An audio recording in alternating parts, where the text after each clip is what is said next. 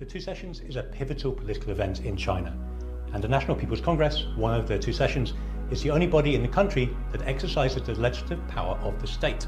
But how significant is the NPC's impact? Here's a quick look back at some key decisions taken over the past 4 years. In 2018, the NPC adopted an amendment to the Chinese constitution, the first in 14 years. It promoted modernizing the country's governance system and improving the Communist Party of China's capacity for long-term governance. The foreign investment law was passed at the Two Sessions in 2019, creating a new set of legal standards and opening up fresh opportunities for foreign investment in China. And in 2020, Chinese lawmakers voted to adopt the country's civil code at the NPC session. It's the first unified law code in the history of the People's Republic of China, bringing together a wide variety of existing laws and regulations with the intention of strengthening the protection of personal rights. Last year, plans aimed at improving the electoral system of the Hong Kong Special Administrative Region were unveiled during the Two Sessions, while China's latest medium and long-term economic and social development plan was approved, unfurling a roadmap for China's development over the following 5 years and beyond. Good evening, this is Dean Yang. China's Congress has convened thousands of lawmakers coming to Beijing, bringing up the propositions and the legislations to steer the way this government works. Those propositions and the legislations are also subjected to close scrutiny online, especially on social media by young people who sometimes can be a little bit unabashed with the commentaries on controversial bills that concern their lives. Today, joining me in the studio are young people and the close observers of the political narrative on social media. Sampling on those controversies, we are going to talk about the future of the political infrastructure across the world and most importantly, how they can be better informed by the young and eventually for the young. In the next hour, a special episode of CGTN's chat room. Now, let's begin with introducing my brilliant panel in the studio and online.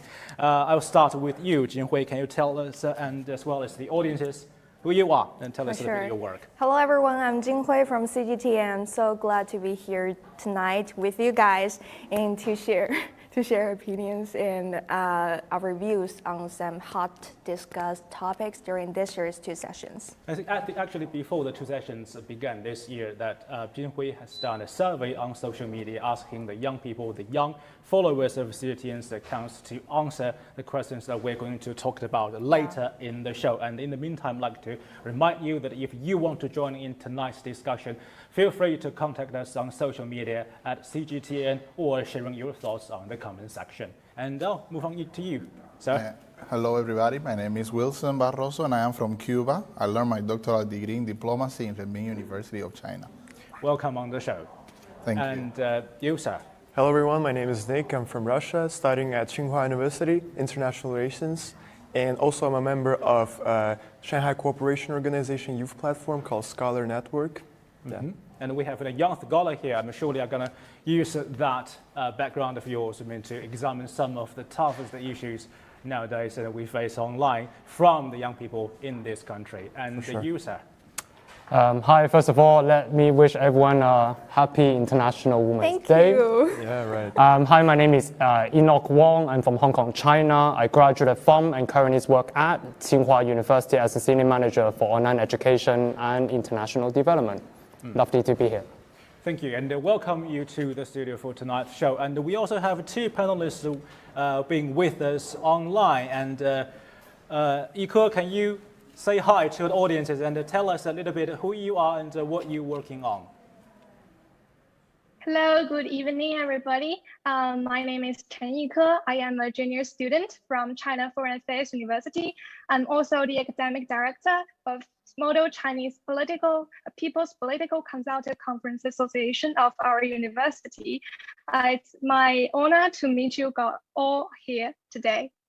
Thank you, Ike. It's a pleasure to have you. And Professor Gong Jiong is an old friend of CGT, and tonight we're going to talk about politics, especially among young people, how to engage young people politically nowadays. And I'm sure that you will be a good hand in helping us out. But can you tell us a bit about your background, Professor? Okay, thank you very much for the invitation. My name is John Huang. I'm Vice President of Research and Strategy of University of International Business and Economics, Israel. This is a new university that was set up by UIB, that Agreement for University of International Business and Economics, located in Beijing. It's a branch campus we set up in the city of Petah Tikva in Israel. Now I have to make a disclaimer here. I'm not belonging to your group, actually. I'm a grumpy old man, I guess. So my students are about the age as you guys and ladies. So, but nevertheless, it's always a pleasure with young people. And I'm so honored to be participating in this excellent panel. Thank you very much. Thank you, Professor. Thank you. I think that tonight, because I think we belong to the same generation, because now I'm surrounded by bright young things, and I find you my only ally tonight. So I guess we're going to group together. Thank you, Professor. We'll talk to you later. And before we move on with tonight's show, I'd like to show you this board that our production team make. Actually, the CMG's Mandarin channel did a survey on China's social media, especially on microblog, that's China's edition of Twitter. They found that the young people care the most about the following subjects. If we can zoom in a little bit to see that these are the questions or are the issues that are now on the young people's minds. But this survey was done, and the results shared with us prior to the 2022 Congress, 2 sessions. So forwarded now into the 2 sessions, we might have some different results from the reactions by the young people from social media, which Jinhui later will share some info we dug up. But before that, let's have a look at a video to see what the Chinese 2 sessions, the NPC and the CPPCC have achieved over the past 4 years.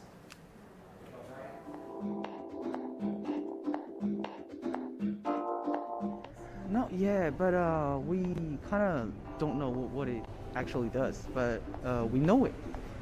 不太关注。两会的话，关注生活更多一点。No, I haven't. I've never had of the sessions. 了解的不多，我就想关注啥时候国家能给我发个男朋友。肯定听过，因为大家都知道奥运会之后是两会，然后也蛮重要的。每次开两会的时候，大家都会有一些诉求嘛，想要就是说通过人民代表大会，然后反映过去。两会的一些了解就是有人大代表会基于我们的一个民生的问题，然后呈现给那个政府啊或者是国家一些我们比较好的一个方案。然后看看能不能更大限度的为老百姓争取一些福利啊，或者是待遇啊，或者是一些其他的问题。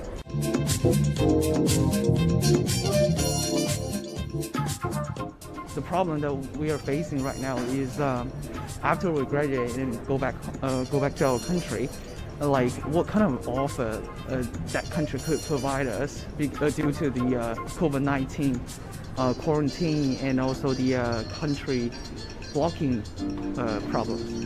关于那个女性的，就是一些权益的，或者说一些女性应该得到的那个权利的问题嘛。So because I've never had of the sessions, I'm not sure how the younger generation in China approaches the sessions. But from where I come from in South Africa, a lot of young people recently have started being actively involved in how the country is run. 关于35岁这个职场这个年龄的问题，不是两会有人提出这个议案嘛？看看能不能这次在两会上给落实。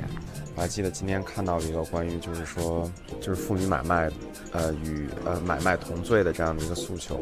趋于怎么样老龄化的一个未来社会是怎么应对吧？比如说现在是60多岁才让退休，那对于这种上班族的到了50多岁，他是不是有足够很好的岗位来支持我们干到60多岁去退休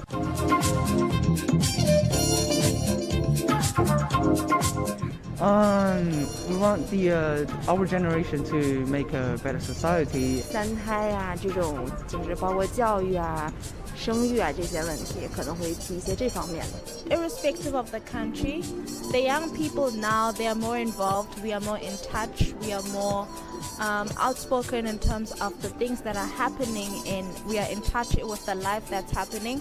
So I think governments would benefit if they actually listened to the ideas and suggestions of the young people. 我还没结婚没生孩子吧，肯定还是关于生育啦，或者是女性职场这方面的优惠力度吧。比如说关于生孩子以后，或者是比如说怀孕的时候，对于女性的这些优待措施什么的，就是把起征点调一调。觉得怎么也得个15000上下吧，现在反正太低了。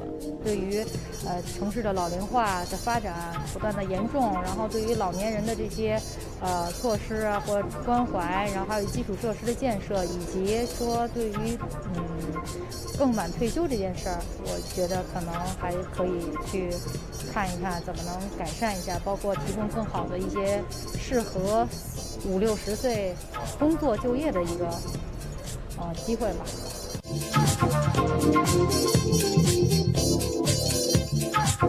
We found that the development is so quick in China. It's like the transportation come more and more convenience, and the underground system in Beijing is like developed so quick. And the new society, like the new generations, they created more, socialized environment. 感觉不管是交通还是饮食吧，就是以更快的节奏在进行着。信息发展很快，整体的生活质量大家都提高了。整个的国际地位上有很大的提高吧，地位越来越高吧，包括国际上说话呀，咱们的话语权呀，这种都更明显一些。The one thing that I really appreciate about China compared to where I come from is that how the countries run and things happening as they should. Right now, a lot of people have a voice and they are trying to speak out in terms of the current affairs that are happening in the country. 随着这个互联网的不断兴起，然后我们发现这个网上购物比较的方便啊，都是比以前大大的方便了那个人民的生活。Well, back to our studio, and we're going to continue with tonight's discussion and debate about the young people's reactions to some of the key issues concerning their lives during the two sessions. And sometimes when you go through China's social media, you can find that about big ideas that the young people and other social media followers, they can have great ideas, and sometimes you feel that you can directly transform those ideas into a piece of legislation. But when you give some concrete, some specific issues to discuss, the reactions can be slightly different. And during the two sessions this year, we actually found several buzzwords that the reactions towards the Chinese lawmakers' statements or suggestions were, let's say, divided. And my colleague Jinhui here had done a survey before the two sessions on those words and sampling the reactions of the young people online. And Jinhui, can you share with us some of your findings, please? Yeah, for sure. So I would like I'll hold it for you. Okay, thank you. I would like to start with the pressure. And I mean, according to the poll results, like nearly 1/3 of them saying that they are suffering from economic pressure. And another 1/3 saying that the pressure are coming from all directions, like economic pressures, peer pressure, working pressure, pressures from your family. So I would like to ask Wilson. So I know you've been studying in China for like 7 years. 7 years. So yeah. How do you think, do you think the pressure Chinese youngsters are facing higher than that of other countries? I think even Asian young people have more pressure than in other places. Not like in Africa, for example, that some places have not good conditions, but for example, in work pressure or in family pressure or finances, I think there is a big pressure. For young people, especially because Asian people in their culture, they have like some things that they want to be realized, to marry, to have a car, to have a house, and those the how many money you need to pay for the living insurance and that things. So this is a big pressure nowadays. Yeah. So we also do another poll about the employment. You know, employment is always under the spotlight among young Chinese. So the poll results reveal that providing more job openings, improving the salary system, and providing more like protecting the employees' rights and interests take the lead. So how do you guys see this result? Well, I think that there's definitely big pressure on job because like I personally feeling kind of like starting to think about my job in the future because like currently I'm still studying Tsinghua University, but I already kind of questioned where I'm gonna go for work, and it's really hard to find a good job when you just finish bachelor. So I will start thinking, should I do a master's degree and then start to work, or should I do even PhD to work? So nowadays, like the job requirements are higher and higher, and they require very high kind of like education background, and so I think I have a bit of pressure of that personally. Yeah, especially this year, there are over 10 million fresh college graduates flocking to the market to compete with you. Exactly. So that's a huge pressure. You're feeling the pressure now. Oh yes, already. Even though it didn't start yet, but I already feel it. But I think there's also, this buzzing keyword that has stormed the internet throughout 2021 as well, involution, right? I think as an educator who works at a university, who engage with a lot of students, I think it's good to have competition, right? But not necessarily competition that incur unnecessary pressure. A healthy competition. Yeah, healthy competition is good. A healthy peer group is good, right? I think competition with each other is good, but we should stop there as opposed to just constant comparison between each other. I think social media make it easier. But I think the most important thing, I think, as young people, is important to compare yourself to who you were yesterday, as opposed to compare to someone else and who they were today, or who they are today. And I think that comparison and competition, as long as it's balanced and healthy, I think it would progress, but not in an unnecessary amount. Certain pressure help sometimes. Yes. Yeah. Can I chip in a little bit? Yeah, sure. Because, for the moment, I'm just a silent wall, on this board. Yeah, but very handsome wall. Thank you. That's a compliment I rarely receive. But back to the point. I mean, would you considering, because you're very, very young, you're still at this stage where you just start everything, career, starting a family. But how much do you think you would take the advice from your parents or the generations of your parents? I mean, regarding the life choice. Well, definitely I will listen to their advices, but I'm gonna stop there.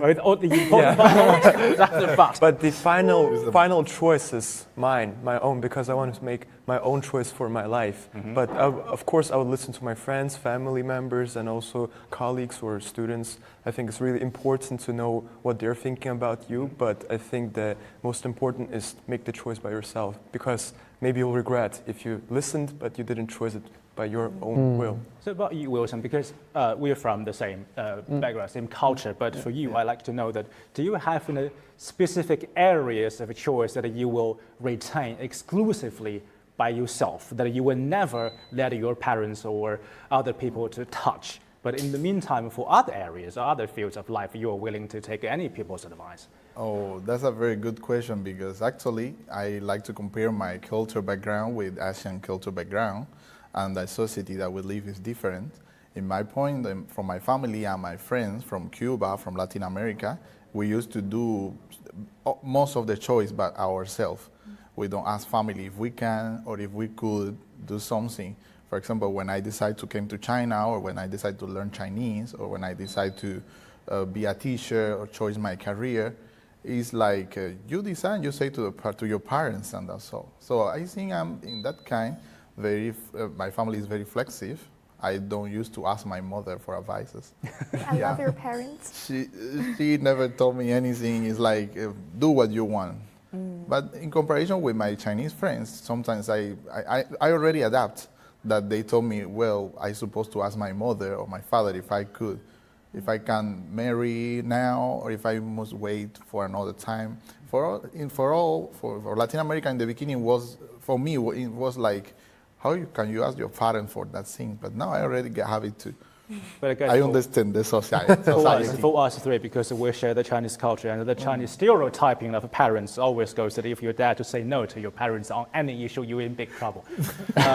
I put the stress on stereotyping. Probably it's not that anymore for most of the parents, but the reason that we single out the three words is not just because we like to hear our panelists' opinions about their own lives, but because these actually the buzzwords, like Jinhui has found out, other young people on China's Weibo have found that their feelings has been stirred by some statements and the suggestions given by the Chinese lawmakers and the members of the political consultative bodies. And now, moving on to our debate round of tonight, I'm going to share with you some background stories to each of the buzzwords. But before that, if you're a follower of CGTN's chat room, you must be familiar with this tiny little cute device that we have. That during our following discussion or debate, whenever I throw in a controversial piece of quotation, if a panelist agree with that quotation, they will show that by this pink face. Smiley face, yeah. And smiley face. But if they disagree with that, they will, well, frowning upon it, literally. Yes. So are we all familiar with this? And I'm so sorry that we cannot supply our online panelists of the same devices. But whenever you feel like you have strong opinions to share, be it a disagreement or agreement, just cut in directly, give us a shout. Okay, so let's move on to our first subject. This is about the pressure on this board, and the reason that we picked that word is because some lawmakers, one of them is the chairman of one of China's largest apparel retailer, SEMA, Qiu Guanghe, said that school teachers should be trained with psychological know-how in order to tackle teenager mental health problems caused by heavy schoolwork, higher academic expectations from parents or from schools, and also, maybe we can just put it down, and also caused by harsh competitions, not always healthy in some fields maybe, and also the last bit that actually interests me the most, video game addiction. And another lawmaker, the chairman of iFly Tech, Liu Qingfeng, has gone a bit further by tapping into his company's forte in suggesting that artificial intelligence should be introduced into mental health problems, diagnosis and control. I mean, all of a sudden, this issue has been bubbling up about the mental health for young people. So we've surveyed online, and we have several answers to this phenomenon, why it's become so high on lawmakers' agenda, and we got roughly two answers. One of them is, has the best possible living condition in human history softened young people's will strength? We got that most from the CGTN's followers and the social media users that label them as slightly older than, say, 35 or 40. And the answer to this phenomenon from younger people, younger generations, is the new era has brought with it new kinds of pressure on young people. So let me paraphrase my question. Do you think that today's young people have mental health problem or issues simply because the living condition has improved so much that they've lost their spirit to fight for better life? Do you agree or disagree? I need to see a show of hands. Disagree. Agree. Are you agreeing with it? Yeah, kind of agreed. Kind of agreed. Because, yeah. I'm not supposed to show any stance myself. I need to remain neutral and impartial. So can I just start with a minority here? All right. Okay, so tell us your... Actually, I love to be convinced, but I think for me, any growth and development come from overcoming challenges. I do agree. But at the same time, I think the previous generation, when they work so hard, isn't it because so that we and future generation can have a better living and can have a better way of living? So I think for me, it it isn't about because we are now living in a better condition such that we're facing pressure. But I think that we're just finding new ways to measure success. I think there's just new way to go about finding the purpose of life as opposed to following a structural routine. I don't think it's about, I think when you compare in the past, we have been better, going better and better in progress. But it doesn't mean that the pressure exists because of that alone. Okay, I'll move on here to Nick. I mean, that's the argument from the opposite side to your arguments, but you seem to be a bit harsher on your own people. Well, yeah, because personally I experience it, and I feel like nowadays, like due to the development of the technologies, and I think now we have so many new things coming up every year, and I think it's really hard for young people to focus on their studies because like now we have iPads, like iPhones, all the technologies, and like some people say you can study from these new devices and it becomes like more convenient, but it's really hard to control what they are actually doing. They might be playing or just not studying at all. So I kind of like felt sometime in my life when I was studying, I felt like it was really hard to focus and do the work actually. So you also, Wilson, you also think that the video games and the mobile phones and the hardship to control ourselves, the young people's hardship to control themselves is the major contributor to the issue? I think almost the same, or no more from my own point of view. I remember when I was in Cuba, I have not, in that time, 2015, I have no access to internet, and I have not like iPad, computer, Game Boy, or that things. And so I used to focus more in the learning. Now I need to push me directly to don't use phone, internet, and that thing, and read the book. Otherwise, I would be I will not focus on the things that I'm supposed to do, only in the things that I want to do. Yeah, not exactly the games, but like all the kind of internet, Yes. like all the apps, like the chatting, The all more the time- I'm very confused. Having more options, doesn't that relieve pressure? Why do you feel more pressure when you have more options? Because- When you only have one option, you have no other choice. That's pressure. Okay, well, do you want to say something? Because the more time you spend on the social media platform, like you scrolling those apps, the more anxiety and pressure you feel. Because you saw tons of filtered photos, Instagrammable videos, and that will make increase your dissatisfaction of your own life, your real life. You thought everything you see online is the whole picture of others' life, but actually it's not. But we didn't realize that. Actually, there is another pressure related with the likes. So young people have pressure if I post a picture and someone give me a like or a comment. If I didn't get comments or like why, maybe I'm not living good or I'm living good. Oh, this debate is going along the direction that I actually didn't anticipate, because I thought you were all from the same generation. I assume that you are from roughly the same age group, that I'm going to be the only black sheep in this group. But you seem to say a lot of things that I prepared myself to say. But you, sir, that you are the only defender of your generation, but while the other of your peers are shifting blames on social media, on mobile phones, on new technologies. So I'm a bit reluctant to move on to my second buzzword now, because I really fear what might come out of your idea. But the second one is about child or family planning. I mean, now there's been a huge buzzword in China because the population, the birth rate is dropping. And actually, one lawmaker actually said that if we can say, provide more public goods, for example, the access to kindergartens, and to make it easier for young people to go into the college, or to reduce the cost for people raising children, then people are willing to have more babies at home. So basically, for the next round of debate, my question is, do you agree with such a statement that do people react to economic stimulus in having more babies? Show of hands, ladies and gentlemen.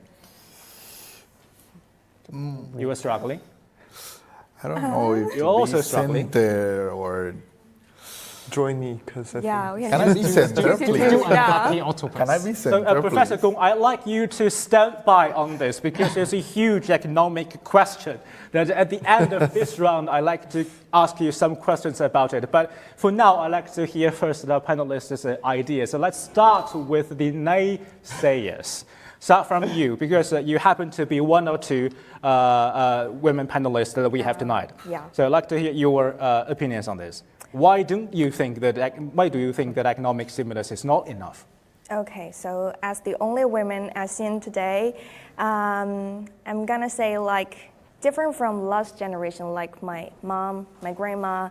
Nowadays, women, they have their jobs, they have their careers. They even do better than their male peers in the workplace. So I mean, like, well, giving birth, like we're having a child, I mean, that would take a lot of your energy and your time. You're more likely to be laid off, where you got less chances to be promoted in the workplace. So, but that sounds like exactly what the government tries to help you with. No, because women are more independent. We are financially independent. We can make a good living on ourselves. We don't need a marriage or even a baby. You can choose whatever lifestyle you choose. Yeah. And not like the previous generations or over the past 100 years, you don't have to because there's no longer an obligation for you. Yeah, you have to rely on your husband, your so family. the only obligation that you have with your life is to realize your dream. Yeah. But sometimes for some people that a child does not necessarily make into that kind of a map of your life. So you might disagree with that, I assume. Wilson. I am in this question. I'm like in this neutral, because I think it's not exactly because you think, oh, now it's more easy to have babies, so now it's more economical to have babies, so I will have 3. These are not related, but also there is not like, okay, now it's more easy, but I don't want to have babies, so what to do? I think this coming with the people want or not to have 3 babies or 2 babies. There's some people who have 3 babies and they feel tired. This is some things that the economical situation cannot solve because how you manage 3 children, But of course it's a help. But I don't think have direct relation into, okay, now it's cheaper, so I want to have 3. That sounds weird. But you seem to be the only person agree with that. I mean, economic stimulus can help reduce the burdens on the families that are willing to have more children. So my question to you around that is, but do you think that the young people nowadays, I mean, they want to hear their countries to talk to them about this? I mean, after all, it's in the family, it's a domain they like to keep private. Well, it's a kind of tough question because I think everyone is kind of different and has kind of different thoughts about this. But I believe that like economic kind of factor is the most influential to this. Why don't they have children? And because like now, even though our kind of living conditions and quality is getting better, but the cost also rises up. And I think that actually this is the biggest problem why they don't want any children. And I think that the government should take big care about this because I think it will influence on our future for sure and our society and overall. Before I move on to you, so I'd like to ask Professor Gong. Professor, I mean, my question is this. I mean, apparently from the country's economic growth, that it definitely makes sense for the country's population to maintain, to sustain at a sustainable level. But in time, on the individual level, that it also makes economic sense for, say, today's young people to remain a bit frugal about this huge decision because it will have huge influence and impact on their personal life. So sometimes if their economic condition doesn't allow, it makes super sense for them just to not have more children. So how do you think this contradiction and how do you think that the country can solve it? I mean, not just for China because a lot of countries share this issue. Well, the argument for maintaining a certain population level is fundamentally premised upon the idea of extension of civilizations. In other words, you want to maintain your civilization, you need to keep the population going. And there's also an economic argument about, when China has developed this stage, a precipitous decline of population will lead to an inadequacy of demand as well as labor supply. Now, these economic arguments, it's very debatable actually. I'm not so much convinced by a second argument about labor shortage. I mean, at one time I talked with a company about population decline and can see that it's a tall order to create 11 million jobs this year, as Premier Lee has said in his government work report. But there is an issue about the shortage of demand. I mean, that's for sure. So I think whether the entire argument about whether the government needs to intervene to maintain a population growth, to maintain that, to incentivize people to have more children, I think it's quite debatable. But certainly, this is something that a lot of industrialized countries do. It's a general trend that as the country becomes more industrialized, becomes more developed, becomes wealthier, it's the case everywhere in many countries that people don't want to have babies. Look at the situation in Scandinavian countries where you have very high level of economic development.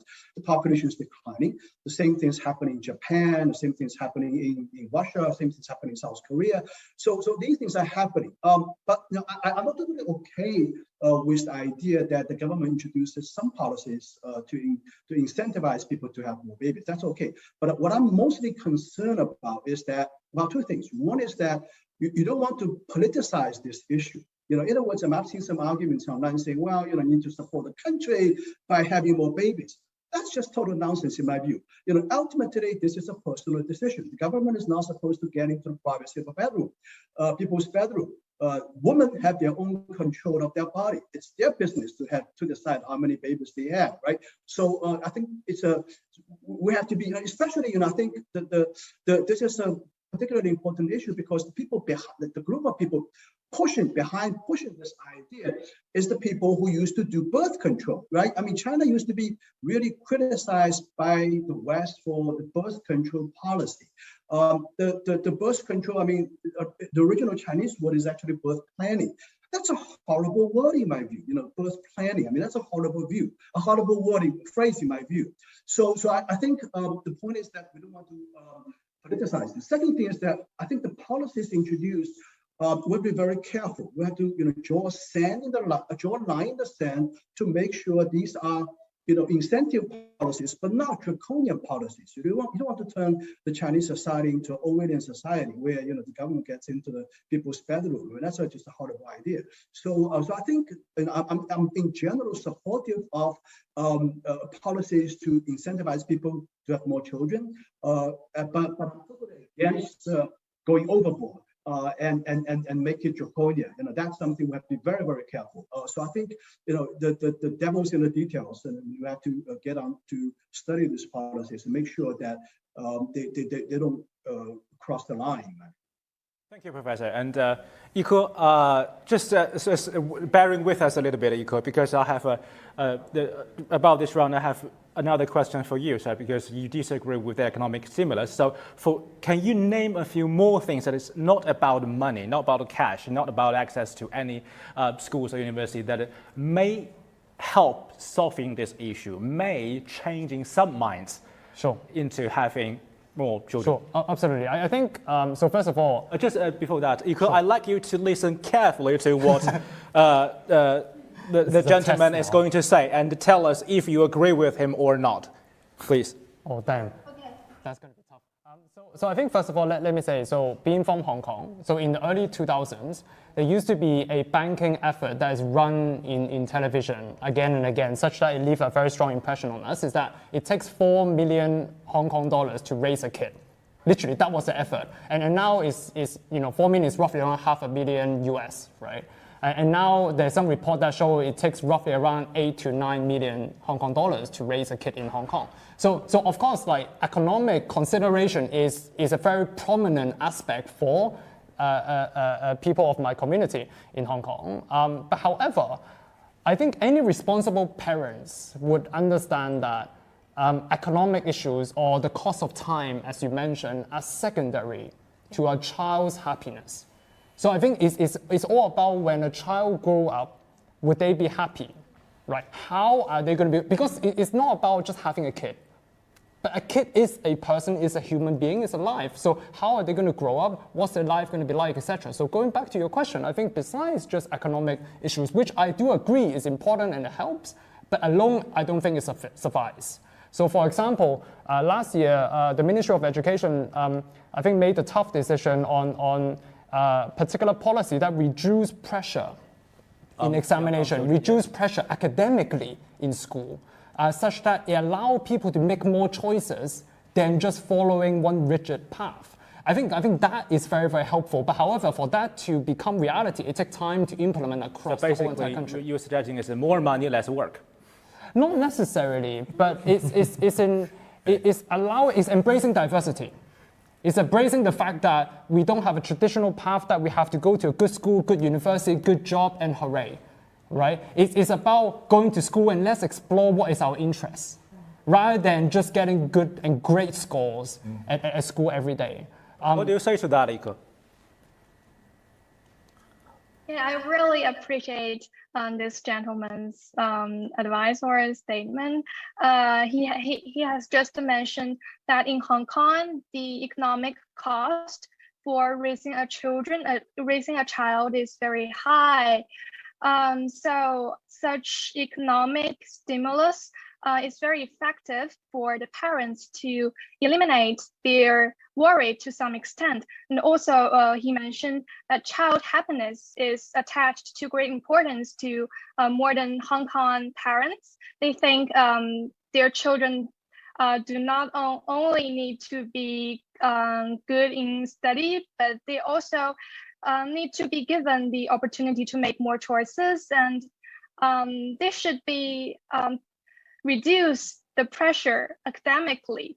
I think it is a very comprehensive perspective because it reduces the economic problem, which could be called software, and also he considered the psychological and the mental aspects. So I really appreciate his understanding, and I think such reducing pressure method could also be adopted by our government to promote the all-round development of children in China.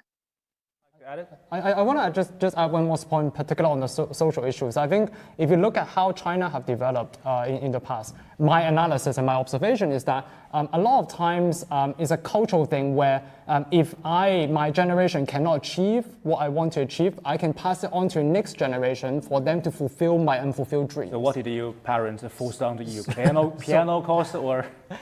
So I'm a first generation college student. So I'm the first one from my family to go to university, right? Okay. So they never graduated from high school. So they wanted me, right, to go to university. And that's them. But I think in our current generation, we have so much. We are very fortunate.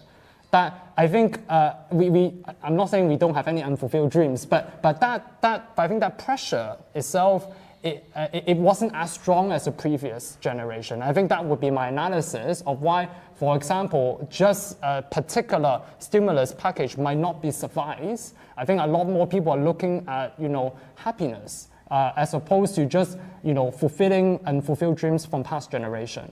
I somehow have this feeling that I'm going to really stamp on your nerves by my next round of questions, because now we're talking about a family, and part of the reason that you hesitate, probably some of the young people are hesitating to have more children, is because jobs. They need to do their work. So they need to go to work in order to raise the children. And sometimes the job, like we talked at the beginning of the show about pressure, can be a major source of pressure.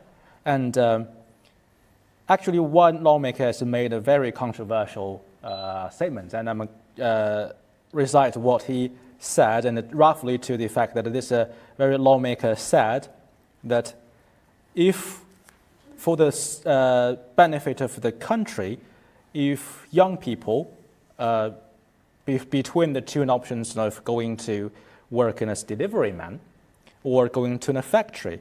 It would be far more beneficial to the country for the young people nowadays to return to the factories as opposed in a manufacturer.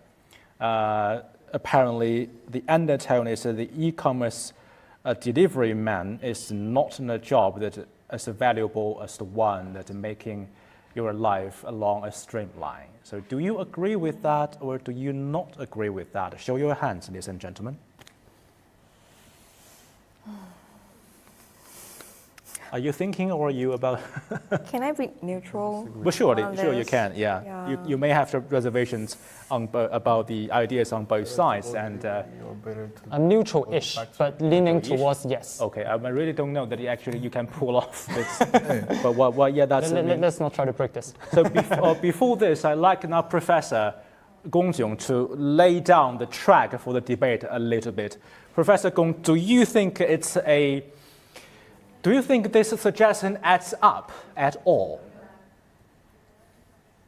To me, there's no such thing as a good job or bad job. All jobs are good jobs, in my view. Okay, it's something that has to be determined by the market, and this is something that's it's also not surprising to us that as China, economy is transformed more towards a service-oriented economy, especially the digital economy. The digital sectors are picking up speed, and you will see more and more people going to employed in these sectors. However, this is not going to stay there for long. I think all of these jobs will be gone, maybe in 10 years. You're already starting to see robots, for example, to replace waiters and waitresses in restaurants, right? And why cannot be the case that robots going to replace delivery men, taxi drivers? So these things cannot be changed, with government policies, in my view.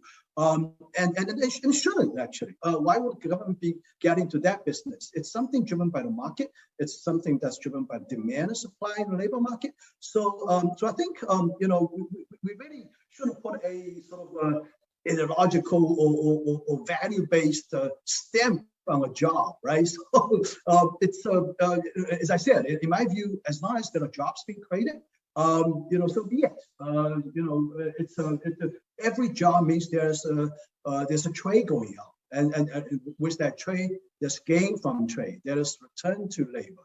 So I wouldn't criticize delivery men. I wish them well. I just wish them drive safely. Wilson, well, just because the professor might have taken a different stance as to yours, would you like to change your stance on this? Because it seems to be in agreement with the original code. My opinion is like I prefer that people go more to the factory and get specialized in production, because we need people who produce what we want to deliver, And also, it's not because delivery can be worse or no valuable work, but delivery can be a work for one period of time, But work in a factory can be specialized especially with the high technology that need young people who understand how machines works and how to manage them. And then when you produce those things, we can make the delivery. You can deliver those things. This is my opinion. Before we move on, can I have a show of hands? Because just for the sake of the audience to tell the color of everybody sitting here, has any of you had any experience of working in both fields that we just mentioned? Have you ever been a worker in a factory or a delivery man? No, sorry. I assume none of that. I'd like to share some of my experience. I mean, this is quite interesting because when I was about 2 decades ago, in this country, that a manufacturer worker can be a career. It's not just a post. It's not something that you go to and do, say, several years and then move on. You can spend your life assembling things along the streamline and be proud of it, because the product back then were made were the essentials for people's lives. Just like civil servants. Slightly different because of the labor work involved, but the necessity is the same. So can you still imagine that kind of line of work still exists today for the young people? Do they still want a career not just a job to tie them over. I mean, I'm starting with you, sir. Well, I actually agree with what the professor said. I think that there's no like good job or bad job. No. I think that there's demand of certain labor force. Maybe it's sometimes gonna be in demand of a factory worker, sometimes a delivery guy. So I think that government should kind of encourage young people to work where the market is demanding this kind of a certain type of labor. And yeah, that's my opinion. But what if there's if there's no fulfillment, or the feeling of fulfillment for young people, say, to go back to the factory to assemble a car, then what can drive them back if it is so important for the economy? So I think what you mentioned, what you described, I think is true and has been true for over 2 decades and more. I think that is the problem, that they did not change and they did not evolve. Whereas in delivery, why young people felt that way is because delivery is flexible work hour. And it's quick money. But more importantly is that the more you put in, the more you get compensated. But however, when you work in a factory, not only you get overtime, work overtime, and you get paid the same, and your work condition is as tough as, I mean, don't get me wrong, delivery people are very, very tough job. Right? Very tough. You're running from places to places. Yeah. So it's tough. But however, because of the flexible work hour, because of how they're compensated relation to the work put in, that's what fit young people sort of lifestyle. But I think in relation to your question, I think as opposed to just saying, let's encourage more young people, why don't we put more investment in automation? Why don't we put more investment into improving the work condition that can unleash the human potential of young people in their energy, as opposed to repetitive work, which a machine can do.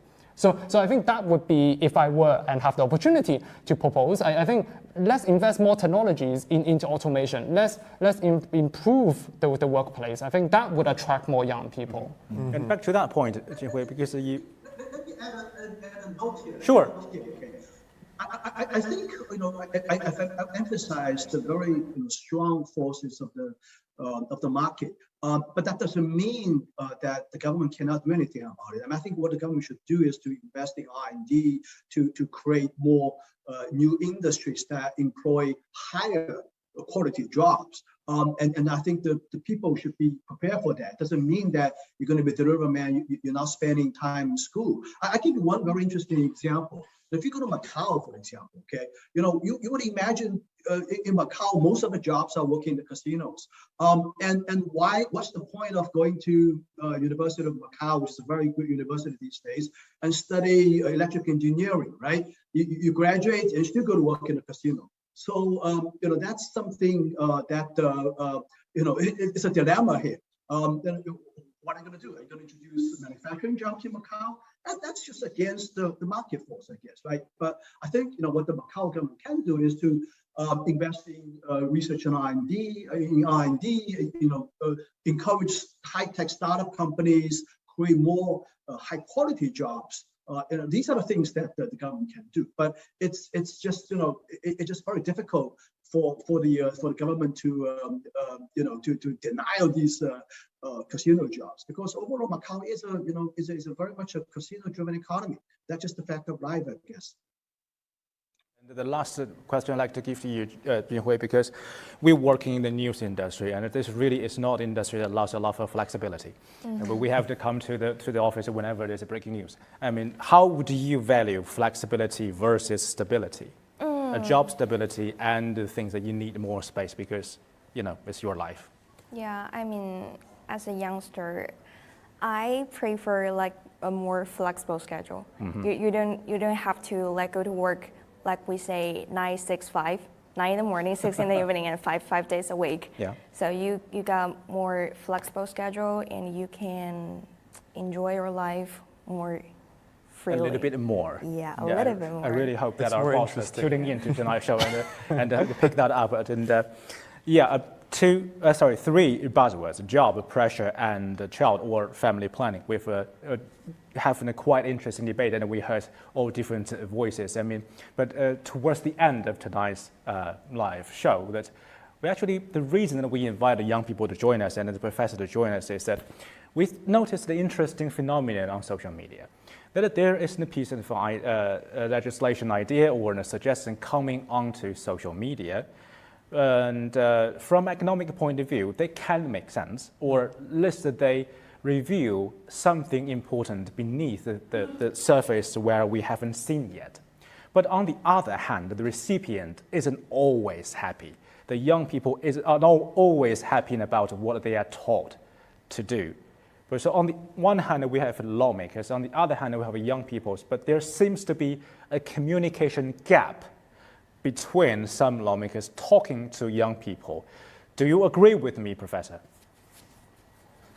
Yeah, that I agree. I think, in general, that is the case. I think that the, workers, tend to, it's a personal inspiration that they would like to do something like this. So, so I totally agree with you. That I don't have a problem. It's makes a lot of sense to me. Mm-hmm. And Yiku, I know that you've been observing this political narrative on social media as well as the two sessions for a very, very long time. I mean, because of your field of study. I actually like to ask you, do you feel as an observer, as a young observer of the political events as it's unfolding, do you feel that sometimes you are patronized in this conversation? Yiku, that question is directly at Yiku.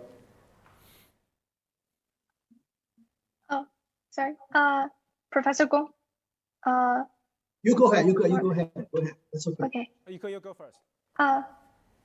You mean the patronized? I mean, can you? Like you were taught to do something, but you may have different ideas. I am taught to do something. You mean? Like some people taught you that you should have more, baby, and some people taught you that you should join a factory instead of sending goods around the city. Do you have that feeling of being taught against your will? Sometimes. I think their proposal is just their voices, and I have the right to make my own decision. But when I was seeing some news from the internet, if the proposal is a little bit opposed to my opinion, I feel that I was not taught to be something, but I began to think about why they come up with this proposal. I try to figure out the reason behind their standings. And also, I think everyone has their own perspectives and they have their freedom to speak out their own voices. I also have the right to do my own decision.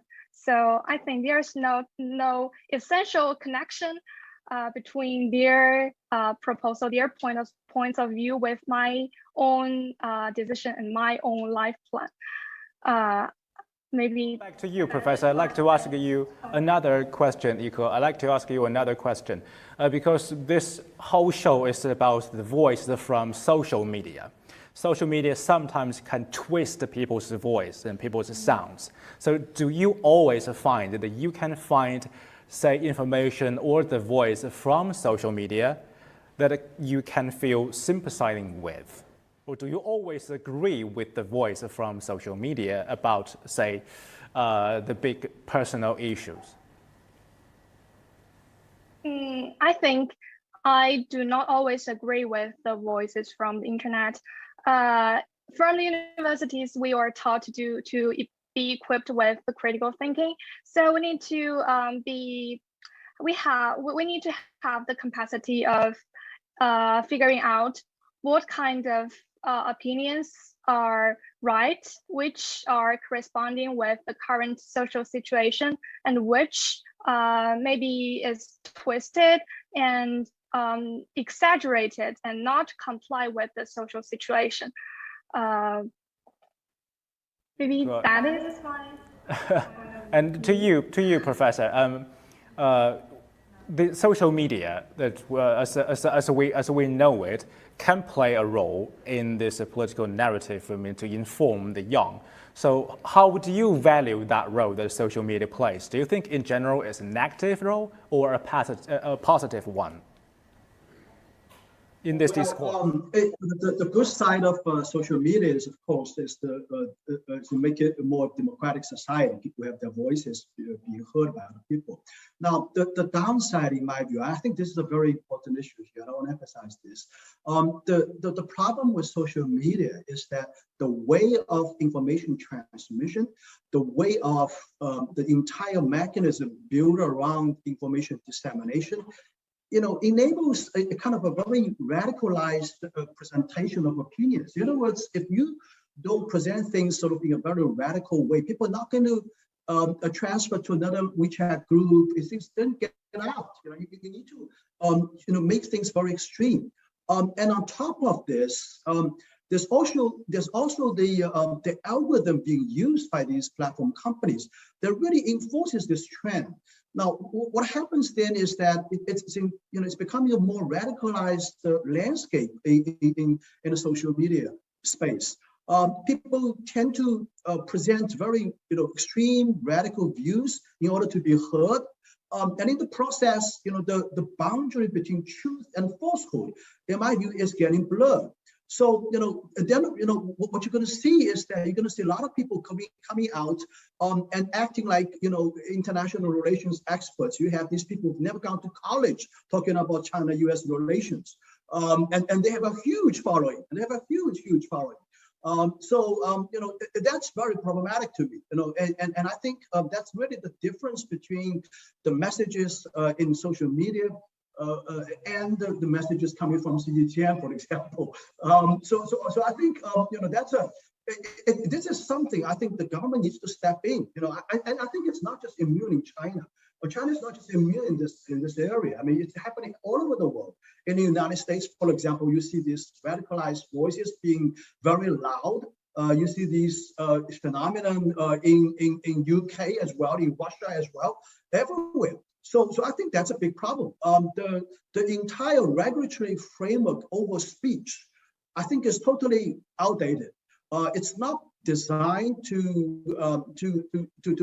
tackle the rapid development in this space, and it's totally outdated in my view.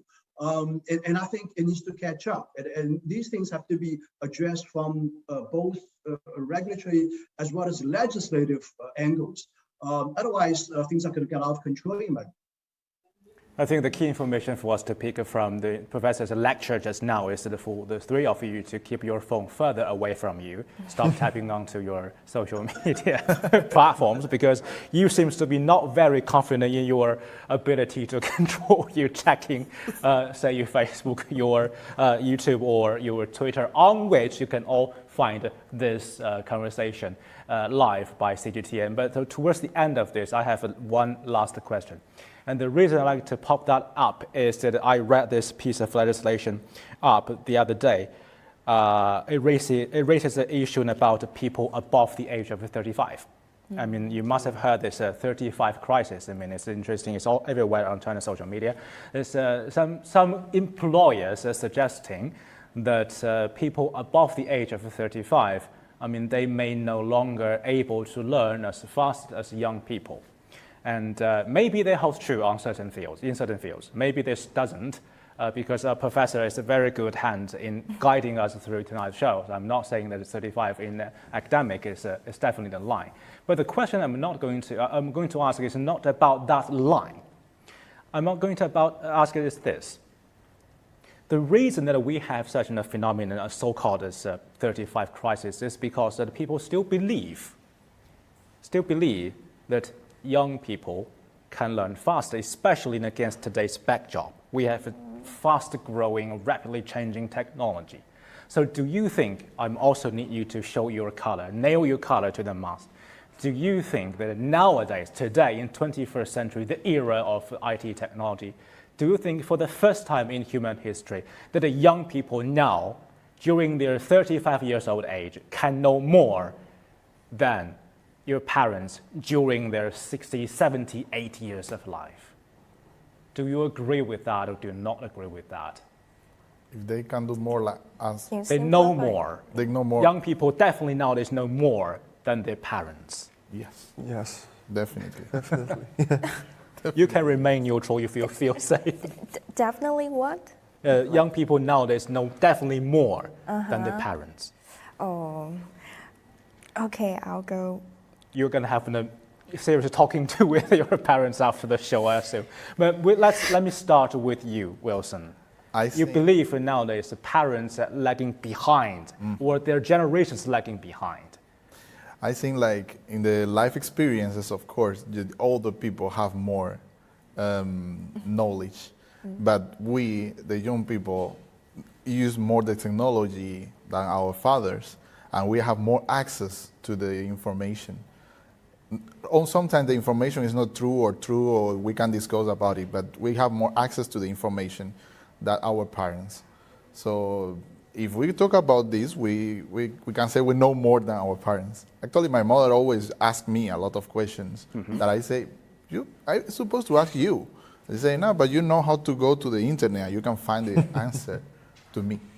So, Nick, do you also believe that the internet is in a place where you can garner so much more information than you can from your parents? For sure, I know that like older people, like for example, parents and grandparents, they had a kind of like a longer life experience, and they have a lot of knowledges like from the past. But now, since the technology grows so fast, kind of like they cannot keep up with the technology sometimes. And I even personally feel it from my parents, because they were in their 20s during like 80s or 90s. Back then they didn't have smartphones or like kind of like iPad and stuff. So now for them it's kind of even sometimes they ask me how to do something on their phone, like on their iPhone, and for me it was kind of like surprising, but after that understood that there's actually kind of a gap between generations. So now I'm even worried, because maybe after like my generation, I will be like them, kind of asking for help for my children, like because I won't understand. So I think actually technology changed the whole world. Like, so maybe in the future you need your children to guide you through metaverse. Yeah. Well, metaverse is a question we're talking about. But before that, I like to ask this to Yuko. What do you think? I really agree with what have the two gentlemen have said. I think in the past we thought old has more wisdom, because in the past the way to acquire knowledge is mostly through experience, and old people are always considered to be more sophisticated and experienced, and they could tell us something worth testing in their period of time. But now we could get information from various platforms, from the experience, of course, and also the internet, from schools, from the book. So we don't need to rely 100% on the elderly. Also, current situation of society is totally different, and we can explore the new things by ourselves. Maybe we also need to cultivate the ability of critical and innovative thinking to cope with the issue by ourselves. I think that is my point of view. Most agree with their opinions. Thank you. And the professor, because I just noticed that our generations in this studio and in the show have been seriously underrepresented, and we are the only panel representative for our generations. And the reason I throw this question into the discussion is because most politicians, we have to agree, most politicians and most lawmakers across the world are the senior member of the society. And if today's young, let me finish. If today's young believe that they know more, and if that is true, they actually genuinely know more than their representatives, then how can today's young's voice be better represented in any Congress, in any legislature in the world? Yeah, so let me try to answer your question this way. Especially against in the context of the university I'm partly running here. The Chinese culture traditionally is premised upon the youngsters respecting the authority, respecting the elderly. I mean, that's basically part of the very core Confucius values. But I tell you what, I think in the Jewish culture, what I'm in right now, the Israeli culture here, it's a totally different. I mean, interacting with students here, I started to realize that none of these things exist in Israel. The students like to challenge authority, and that students challenge authority is regarded as very normal. And I think we need some of that in our Chinese culture too. And I think the young people need to stand up and be confident, and especially with the vast exposure to the information that's currently available in this age. And I think it's totally okay to challenge authority, to be your own, to strive your own dreams and for your own dreams and aspiring high. So I totally agree that the young people should be totally disregard authority to speak up more, and even not just people close to 35 years. I think should be starting from very, very early age, like in high school, in college. They should be acting like that. I mean, it's such a difference that I can see very noticeable with that students. A class of Chinese students versus a class of Israeli students. I mean, I get challenged all the time, get questions thrown at me all the time. So on this point, I'm totally in the camp of Ms. Chen. What she said makes perfect sense. Professor, last question to you. Can you put my heart back to my chest, because I'm well above 35 now? And a lot of people in the market say that I'm not going to have another job better than the one that I'm currently hold. Not that I'm going to quitting this job anytime soon, but do you think that's just a nonsense, or do you think maybe slightly true to some extent? You certainly don't look like you're above 35 years old. You look like 25 years old. But setting that aside, I think we don't have to. I mean, I'm even older than you are. I'm much older than you are. But there's a saying in the United States: life starts at 50. So we're never too late to get on new things. As a matter of fact, my recommendation to my advice to young people is that normally. I think we're getting to an age where not just multiple jobs in one's life is normal, multiple careers in one's life is very normal now. I think it's very normal for have two careers, for example, in people's life. And that's a good thing. It's you get more exposure, you get more experience, you can get into other things. So it's never too late to start something. But I'm not suggesting you to quit your job right now. So you'll be mad at me if I say. It's good to know that the opportunities out there that always remain open to me. You can increase as a director in this field. Change to another different work can be difficult. You can do it still, but it can be difficult. Yeah, it will be much more difficult, I think. I mean, 35, I think, for me personally, I think it's an imagined line. I mean, it really doesn't exist. It's just because it is in certain areas and it spill over into other fields. And for me personally, I think it's just something I would disregard. But back to the young people, and we still have a nice, I mean, all the questions I've asked tonight, I actually expected you to be in agreement with this statement, but actually you are not. Why?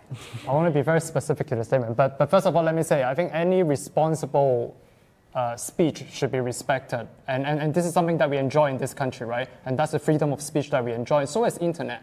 That I don't think once you get to 35, suddenly the internet is closed off to you. So I don't think young people know more. I think internet nowadays know more, not young people who know more. But like Inga said, that his parents need to come to him all the time in order to say get logged on a website. So that's what I would then define. It's just a tool. It's a platform. Yes, correct. Right. It's a platform that everyone should and can enjoy. But if I were to pick a choice, pick the word more, I will add one more word after. I think young people know more breadth, whereas I think elder or more senior people know more in depth. Particularly with the other experience. So young people can tap into different fields, but in the meantime, in one of those fields, you definitely need to rely upon. Yes, correct, because it comes with experience. And let me go back to the bill, which is about civil servant and 35 years old, right? I think particularly with this country focusing on rural vitalization, rural development, there's a lot of civil servant or people who want to apply for civil servant which are over 35, they can contribute a lot to the whole entire country development using the wealth of experience. It shouldn't be a burden. Yeah. It should be an advantage for them. And I think I total support of that bill of eradicating the age limit, but let me add one more. I think they should also eradicate any discrimination on gender and age, not just age alone. And I think this represents the progress of this country is making. And this is simply about updating legislation, and that would enjoy more people can benefit from this growing economy. Yeah, and I want to mention that since last year, the NPC deputies, they started proposing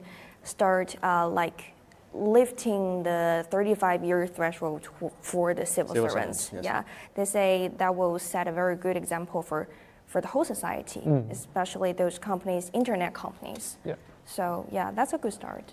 Thank you, and thank you all, and thank you, Professor, and thank you, Yiku Online, being with us tonight. Thank you, your company, and it's been a very fascinating discussion and the debate tonight. And I don't know if it's still correct for me to label Professor Gong in any age group, because we seem to be, if anything that we can agree upon, that is something that we cannot agree upon. It's the definition of the young today. But back to the point of this discussion and this debate is that today's political infrastructure, not just in China, but also across the world, has been going through some rapid challenges from social media and from the social media armed young people. They have new ideas and they are willing to share them, to show them, and that definitely will cause some issues for government and for the lawmakers to contemplate on.